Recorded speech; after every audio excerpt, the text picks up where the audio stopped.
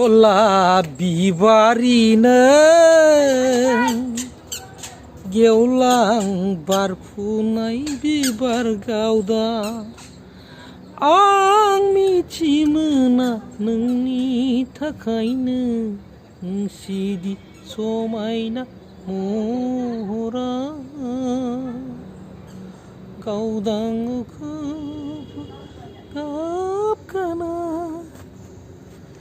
गेवलां गेवथां बिबारजों लोगोसे लाइ हाफा जानो थाखाय गार्डेनाव गायफानाय जादों। मेसें बोथोरनि मैगं आरो गेवलां गेवथां बिबार नायलांदो नोंथांमोन।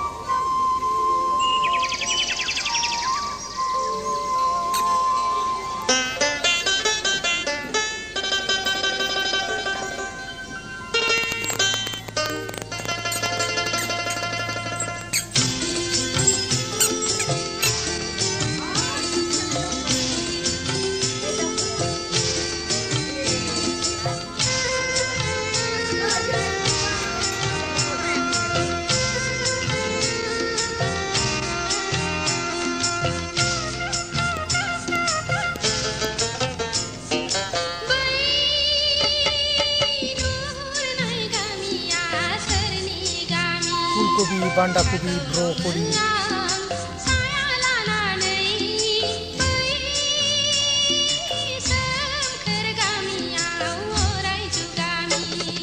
सोरनो गोदान आलासि नैबे लामानि बै नुहुरनाय गामिया आंनि गामि बेयावनो थायो आलो गोजोन बै सोमखोर गामिया आंनि गामि।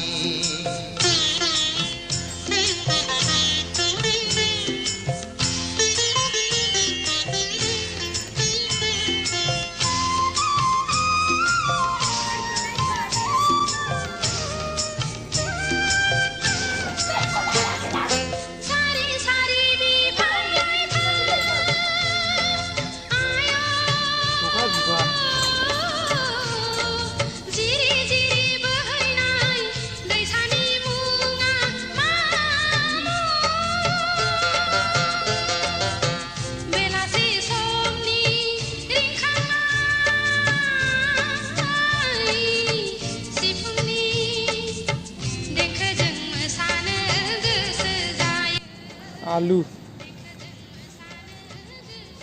35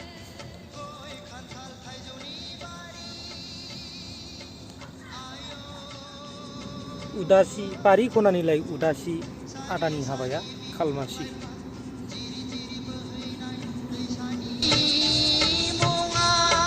गाजर दुनाली दुनाली दुनाली दुनाली दैसा खाम जथा सेरजा सिफुंनि देंखोजों बराय हरो गोसो गोरबोजों बराय हरो गोसो गोरबोजों। बै नुहुरनाय गामिया सोरनि गामि बै नुहुरनाय गामिया आंनि गामि। हाइब्रिद जोगोनार थाइसेयावनो बिदिनो 15 केजि 20 केजि जायो बिनि फिथाइया।